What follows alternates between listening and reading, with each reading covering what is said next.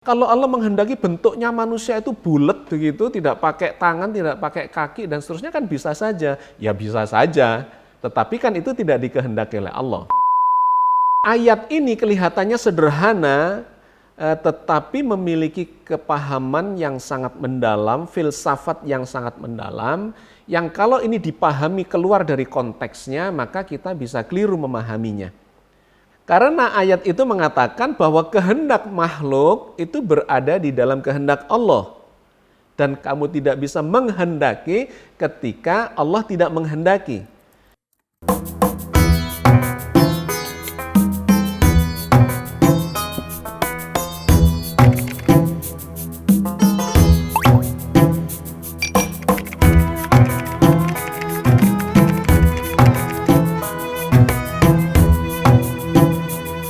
Assalamualaikum warahmatullahi wabarakatuh. Alhamdulillah, wassalatu wassalamu ala rasulillah, la haula wa la quwata illa billah. Sahabat sekalian, alhamdulillah kita bertemu lagi dalam program Cangkir Tasawuf Modern. Hari ini kita memasuki episode yang ke-92. Kita akan mengangkat kembali masalah atau tema yang sangat penting, yaitu terkait dengan kehendak. Ini adalah satu konsep di dalam Islam, ya, informasi yang sangat penting yang seringkali disalah tafsiri atau setidak-tidaknya rancu di dalam memahaminya antara kehendak Tuhan, ya, kehendak Allah dengan kehendak makhluknya. Itu posisinya seperti apa? Sebagiannya sudah kita bahas pada episode 2 episode yang lalu, yaitu episode ke-90.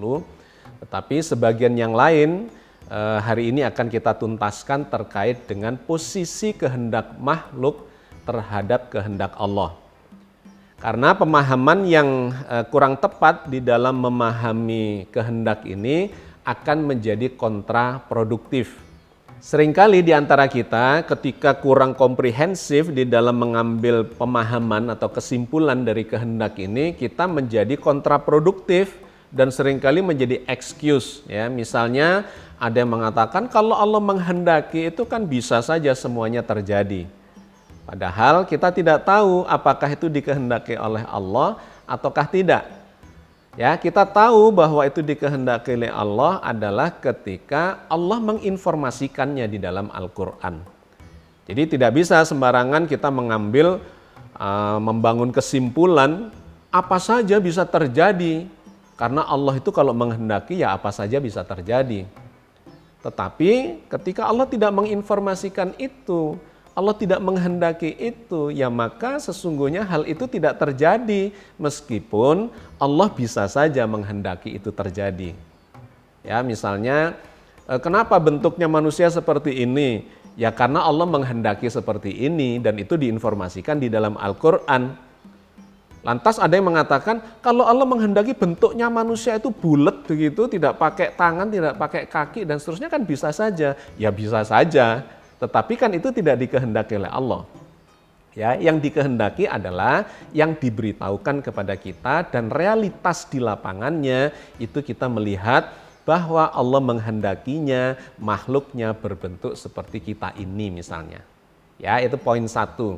Itu sudah kita bahas di episode yang ke-90, bagaimana kita mencoba memahami kehendak Allah dalam realitas kehidupan kita. Jangan kemudian dijadikan argumentasi hanya untuk menutupi sebuah kemungkinan, ya, kesalahan kita di mana sesungguhnya itu tidak terjadi tetapi kita memaksakan kehendak bahwa itu bisa saja dikehendaki Allah. Ya, oke. Kalau ingin lebih detail silahkan disimak kembali episode itu. Yang kedua, pemahaman yang salah, yang kurang tepat dalam memahami kehendak Allah itu bisa menempatkan kita menjadi fatalistik. Fatalistik itu misalnya dengan mengatakan bahwa kehendak Allah itu kan meliputi seluruh makhluknya. Termasuk kehendak kita itu berada di dalam kehendak Allah. Sehingga kalau saya melakukan sesuatu itu sesungguhnya ya kehendak Allah belaka. Nah ada yang berpendapat seperti itu sehingga dia menjadi fatalistik. Kemudian tidak melakukan usaha untuk mencapai kebaikan, mencapai takdir terbaiknya, melainkan berserah diri kepada kehendak Allah katanya. Padahal kehendak Allah itu tidak diberitahukan kepada kita yang mana yang bakal terjadi kepada kita. Sehingga kita ini menebak-nebak atau bahkan mempositifkan padahal negatif gitu ya. Kita mengira iya padahal tidak. Nah, hari ini kita akan mengkaji beberapa ayat dari firman Allah. Kehendak Allah yang diberitahukan kepada kita itu apa? Dan itulah yang kemudian harus kita jalankan dalam kehidupan ini supaya apa yang kita lakukan ini mendapatkan atau menuju kepada kehendak Allah yang terbaik buat kita. Karena kalau tidak, maka efeknya itu akan menimpa ya kembali kepada kita sendiri. Memang baik dan buruk itu Allah yang menghendaki, tetapi yang mana yang dikehendaki terjadi pada kita itu ada sunatullahnya, bisa diusahakan dan bisa kita mohonkan kepada Allah supaya yang terjadi itu adalah kehendak yang terbaik buat kita. Karena bagi Allah baik dan buruk itu sama saja. Yang tidak sama itu kan bagi manusia, bagi makhluk ya.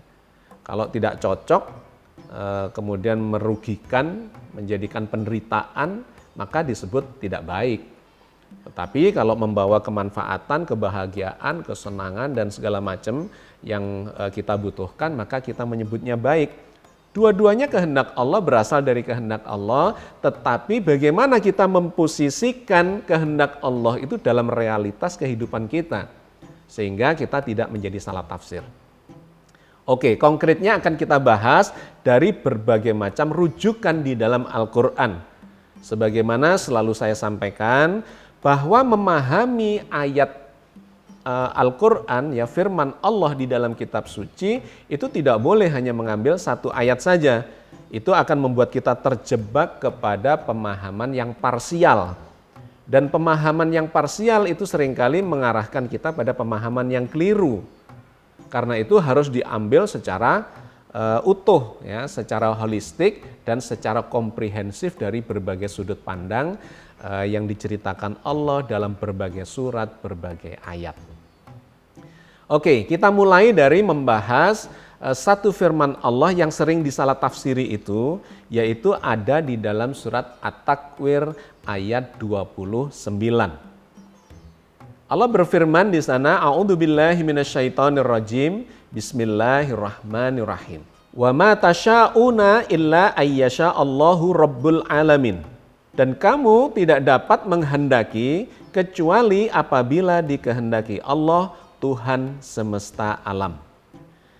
Ayat ini kelihatannya sederhana, tetapi memiliki kepahaman yang sangat mendalam, filsafat yang sangat mendalam, yang kalau ini dipahami keluar dari konteksnya, maka kita bisa keliru memahaminya. Karena ayat itu mengatakan bahwa kehendak makhluk itu berada di dalam kehendak Allah. Dan kamu tidak bisa mengkehendaki, ya, kamu tidak bisa menghendaki ketika Allah tidak menghendaki. Maka ini bisa menjebak seseorang menjadi fatalistik. Bahwa kehendak yang terjadi pada saya ini kan kehendak Allah juga. Kalau saya berbuat jelek yaitu kehendak Allah, kalau saya berbuat baik yaitu kehendak Allah. Jadi ngapain kita melakukan usaha misalnya, ya? Itu pemahaman yang fatalistik. Padahal kalau kita membaca ayat ini dalam konteks, kita kemudian akan mendapatkan nuansa yang lebih detail di sana. Di mana konteksnya? Konteksnya adalah di ayat sebelumnya. Yang kita baca tadi adalah ayat 29, maka sebaiknya kita membaca itu mulai dari ayat 27, 28, dan kemudian barulah kita membaca kesimpulannya di ayat 29. Di ayat 27 Allah berfirman, In huwa illa dzikrul lil alamin. Al-Quran itu tiada lain hanyalah peringatan bagi semesta alam. Kemudian di ayat selanjutnya Allah berfirman, Liman sya'a minkum ayyastaqim. Yaitu bagi siapa di antara kamu yang berkehendak menempuh jalan yang lurus. Barulah kemudian ayat ke-29-nya, Wa ma tasya'una illa ayyasha Allahu rabbul alamin. Dan kamu tidak dapat menghendaki kecuali apabila dikehendaki Allah, Tuhan semesta alam. Jadi ayat ini menarik, rentetan 3 ayat ini menarik. Allah memulai dari yang pertama, bahwa Al-Quran itu adalah peringatan bagi seluruh alam. Di mana ini menjadi firman Allah untuk mengkomunikasikan apa yang dikehendakinya. Tanpa membaca Al-Quran, ya, membaca peringatan Allah, petunjuk Allah, guidance Allah dalam kitab suci itu, maka kita ini tidak paham yang dimaksudkan Allah itu apa. Ya, maka di ayat pertama atau ayat ke-27-nya itu Allah mengabarkan bahwa sesungguhnya Al-Quran ini adalah peringatan yang harus kita baca. Peringatan itu kalau tidak kita baca maka kita bisa salah memahami kehendak Allah. Ya, itu yang pertama. Yang kedua, Allah mengatakan yaitu bagi siapa saja di antara kalian yang berkehendak untuk mencari jalan yang lurus, jalan yang benar, jalan yang baik yang menuju kepada keselamatan dan menuju kembali kepada Allah. Nah, di sini muncul bahwa kita ini memiliki kehendak atau diberi kewenangan untuk berkehendak. Berkehendaknya kemana? Berkehendaknya adalah ke jalan yang lurus. Kenapa ini dieksplisitkan? Karena kalau kita berkehendaknya itu ke arah yang tidak lurus, yang tidak baik, maka itu akan memunculkan mudarat, ya, memunculkan madarat bagi kehidupan kita. Jadi sesungguhnya secara implisit di sini Allah mengatakan kita ini diberi kehendak dari Allah untuk mencari jalan yang lurus. Jalan yang lurus adalah siratal ladzina an'amta alaihim, jalannya orang-orang yang diberi nikmat oleh Allah.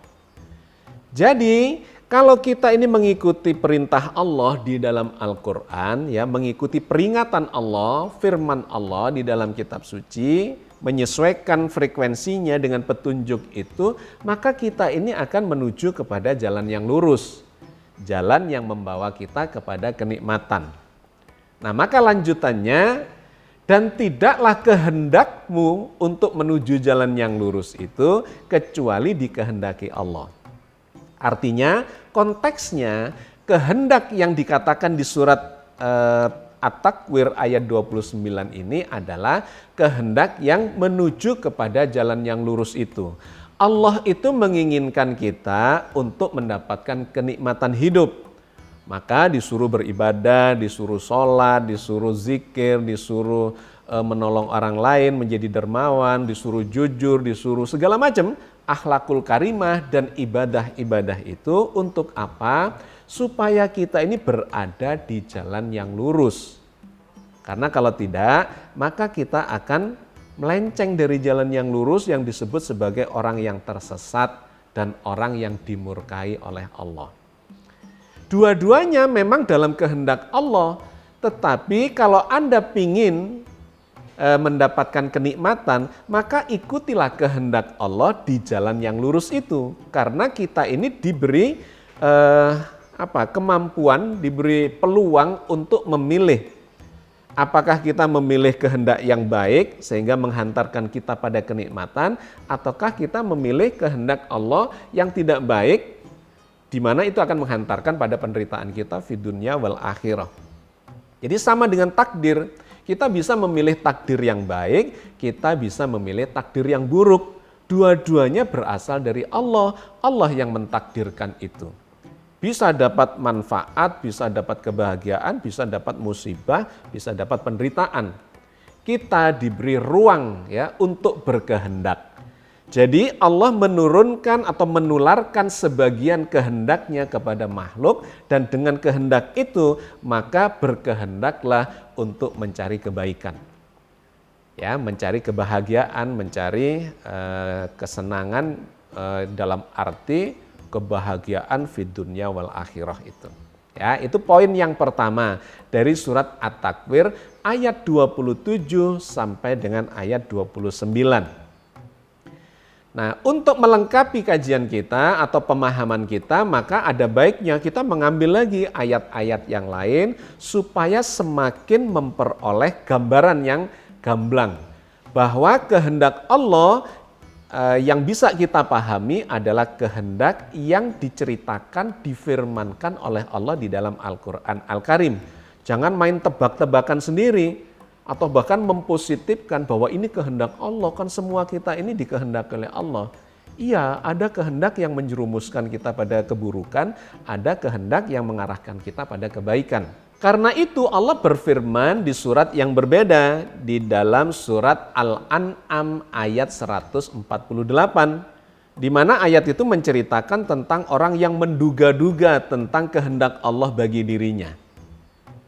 Nah, Allah berfirman di surat Al-An'am ayat 148 itu demikian. Sayaqulul ladzina asyraku law sya'allahu ma asyrokna wala abauna wala haramna min syai'. Kadzalika kadzdzabal ladzina min qablihim hatta dzaqu basa'na. Qul hal indakum min ilmin fatukhrijuhu lana in tatabi'una illa dhanna wa in antum illa tahrusun. Orang-orang yang mempersekutukan Tuhan akan mengatakan, jika Allah menghendaki, niscaya kami dan bapak-bapak kami tidak akan mempersekutukannya. Dan tidak pula kami mengharamkan barang sesuatu apapun. Demikian pula lah orang-orang yang sebelum mereka telah mendustakan sampai mereka merasakan azab kami. Katakanlah, adakah kamu mempunyai suatu pengetahuan sehingga dapat kamu mengemukakannya kepada kami? Kamu tidak mengikuti kecuali persangkaan belaka, dan kamu tidak lain hanyalah berdusta. Ayat ini memberikan contoh bagaimana seseorang mengadopsi kehendak Allah itu dalam konteks yang salah. Dan ini diceritakan oleh Al-Quran. Yaitu ketika ada orang musyrik ya, yang mensekutukan Allah, ketika dia dibilang mempersekutukan itu tidak baik, itu dosa yang besar yang tidak bisa diampuni dan seterusnya. Kemudian dia mengatakan, loh kalau Allah menghendaki saya tidak mensekutukan, kan saya tidak mensekutukan. Dan kalau Allah menghendaki saya boleh memakan apa saja atau sesuatu yang diharamkan itu boleh saya makan, boleh saya miliki, kan juga nggak apa-apa. Nah kemudian dikritik oleh ayat ini. Nah, itu kan hanya dugaanmu. Apakah kamu punya pengetahuan tentang itu bahwa Allah yang menghendaki itu? Nah, kalau tidak maka itu disebut sebagai dia telah berdusta. Itu hanya membela diri saja, excuse bahwa dia melakukan kesalahan, melakukan dosa sambil mengatakan bahwa kalau Allah menghendaki kan saya tidak berbuat ini. Kalau Allah menghendaki kan saya tidak berbuat jahat, tidak mencuri, tidak korupsi, tidak. Nah begitu. Nah itu adalah pemahaman yang salah. Nggak ada ilmunya, nggak ada penjelasannya di dalam Al-Quran. Justru di dalam Al-Quran itu Allah menghendaki memberikan kebebasan dan kehendak dalam skala makhluk kepada kita semua. Bahwa kita ini boleh berkehendak untuk memilih yang baik atau memilih yang buruk dengan segala konsekuensinya. Karena itu kemudian Allah mengatakan itu hanya dugaanmu, itu hanya persangkaanmu yang tidak ada dasarnya. Karena kalau kita ingin mendapatkan dasar yang kuat, kita harus mengambil dari dalam kitab suci Al-Quran di mana Allah berfirman tentang itu sehingga kita tidak salah dalam menangkap kehendak Allah. Ya, jadi ayat ini surat Al-An'am 148 menjadi contoh bahwa tidak bisa kita ini kemudian sembarangan mengatakan bahwa kalau Allah menghendaki bisa saja terjadi atau mengatakan apa yang saya lakukan ini kan juga kehendak Allah. Kenapa? Karena Allah memang telah memberikan sebagian kehendaknya kepada kita untuk memilih kehendak yang baik, memilih takdir yang baik, memilih akibat yang baik untuk kemanfaatan hidup kita. Baik dan buruk sekali lagi dari Allah, tetapi kita diberi kebebasan untuk memilih baik atau memilih buruk. Nah, yang demikian ini difirmankan Allah di ayat yang berbeda lagi sebagai petunjuk ya. Semakin banyak kita membaca firman Allah dalam konteks ini, maka kita akan mendapatkan gambaran yang komprehensif sesuai dengan yang diharapkan. Ya, sesuai yang diberikan Allah sebagai guidance yang holistik dan komprehensif. Ayat yang lain itu oleh Allah difirmankan dalam surat Al-Mudaththir ayat 37 dan 38. Liman sya'a minkum ayyataqaddama aw yata'akhkhar kullu nafsim bima kasabat rahinah. Yaitu bagi siapa saja di antara kalian yang berkehendak mau maju atau mau mundur, setiap diri bertanggung jawab atas apa yang dilakukannya. Ayat ini sangat jelas, sangat gamblang memberikan kepada kita pengetahuan porsi ya, tanggung jawab kita karena Allah sudah memberikan kehendak kepada kita. Liman sya'a minkum ayyataqaddama aw yata'akhkhar kullu nafsim bima kasabat rahinah. Bagi siapa saja di antara kalian yang mau maju ya, mendapatkan kebaikan ya, digambarkan sebagai maju, progresif, atau mau mundur, boleh, silahkan ya. Liman sya'a minkum ayyataqaddama aw yata'akhkhar kullu nafsim bima kasabat rahina. Setiap diri bertanggung jawab atas apa yang dilakukannya. Jadi sangat gamblang. Mau maju kek, mau mundur kek, mau berbuat baik, mau berbuat jahat, mau bekerja keras untuk mendapatkan sesuatu yang lebih baik atau bermalas-malasan, silahkan. Allah telah memberikan kebebasan kepada kita untuk memilih. Sebagian dari kehendak Allah telah diberikan kepada makhluk, kepada kita, supaya kita bisa berkehendak memilih yang terbaik buat kita. Ya, setiap diri akan bertanggung jawab atas apa yang dilakukannya. Karena itu dia akan menerima akibat dari apa yang dilakukannya itu. Ya, ini memberikan gambaran yang lebih konkret lagi. Karena itu sahabat sekalian, di ayat yang berbeda kemudian Allah memberikan penegasan kembali bahwa sesungguhnya kita ini tidak boleh menduga-duga. Ini kehendak Allah, ya, ini tidak dikehendaki Allah. Nggak ada, nggak bisa. Kita tidak pernah tahu, jangankan kehendak Allah, kehendak teman saja kita tidak tahu. Kehendak orang tua, bahkan kehendak istri atau suami kita, anak kita tidak tahu. Jadi jangan kemudian mengatakan kalau dia menghendaki, kan kalau. Jadi yang konkret adalah guidance, petunjuk yang diberikan Allah, yang difirmankan Allah di dalam kitab suci Al-Quran Al-Karim. Maka sahabat sekalian, sebagai penutupnya kita mencoba memahaminya dari firman Allah yang berbeda lagi yang ada di dalam surat Al-Hajj ayat 16. Wa kadzalika anzalnahu ayatin bayyinati wa anallaha yahdi may yurid. Dan demikianlah kami telah menurunkan Al-Quran yang merupakan ayat-ayat yang nyata. Dan bahwasanya Allah memberikan petunjuk kepada siapa yang Dia kehendaki. Ayat ini memberikan gambaran kepada kita, informasi kepada kita bahwa Allah itu sudah menurunkan petunjuknya di dalam Al-Quran dalam bentuk firman. Orang-orang yang berilmu, orang-orang yang memahami atau berusaha memahami dengan kehendaknya, ya harus dimulai dengan kehendak kita untuk memahami Al-Quran itu. Kalau kita berkehendak untuk tidak memahaminya juga boleh, tetapi kita tidak mendapat petunjuk, gitu ya. Jadi pilihan. Orang-orang yang berkehendak untuk memahami petunjuk Allah dari dalam Al-Quran, maka dia akan dibimbing oleh Allah. Ya, semakin dia mensucikan dirinya, semakin antusias, semakin menghayati, semakin ingin Allah memberikan petunjuk kepada dia, ya, itu artinya berkehendak. Maka Allah akan berkehendak juga untuk memberikan hikmah dan petunjuk kepada dia. Sehingga firman Allah itu menjadi ayat-ayat yang nyata di dalam dadanya, di dalam pikirannya, di dalam perasaannya, dan kemudian diaplikasikan, direalisasikan dalam kehidupan sehari-harinya. Allah menurunkan firman-firman, petunjuk-petunjuk di dalam kitab suci Al-Quran sebagai petunjuk yang nyata Dan Allah tidak akan memberikan petunjuk itu kecuali kepada orang-orang yang dikehendakinya.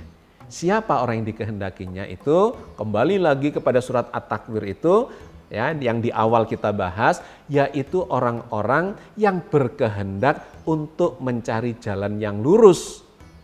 Jalan yang lurus adalah jalan untuk mendapatkan rahmat Allah, mendapatkan nikmat Allah, bukan mendapatkan murka Allah atau tersesat di jalan yang tidak diridhoinya. Jadi sahabat sekalian, mudah-mudahan ya dalam waktu yang pendek, yang singkat ini kita sudah mendapatkan atau menangkap substansi masalahnya. Bahwa kehendak kita memang berada di dalam kehendak Allah. Tetapi kehendak kita itu menjadi tanggung jawab kita untuk mendapatkan hasil yang baik atau yang buruk. Ya, Allah memberikan sepenuhnya kebebasan kepada kita untuk mendapatkan petunjuk Allah atau mendapatkan kehendak Allah yang baik atau yang buruk. Jadi jangan kemudian belum apa-apa sudah mengatakan ini adalah kehendak Allah. Kalau Allah menghendaki, maka apa saja bisa terjadi. Kalau Allah menghendaki, saya tidak akan berbuat jahat, tidak kafir, tidak berbuat dosa, dan sebagainya. Itu adalah kebablasan. Karena kita sesungguhnya tidak tahu kehendak Allah itu yang mana, kecuali Allah sudah mengeksplisitkan, memberikan petunjuknya di dalam kitab suci Al-Quran Al-Karim.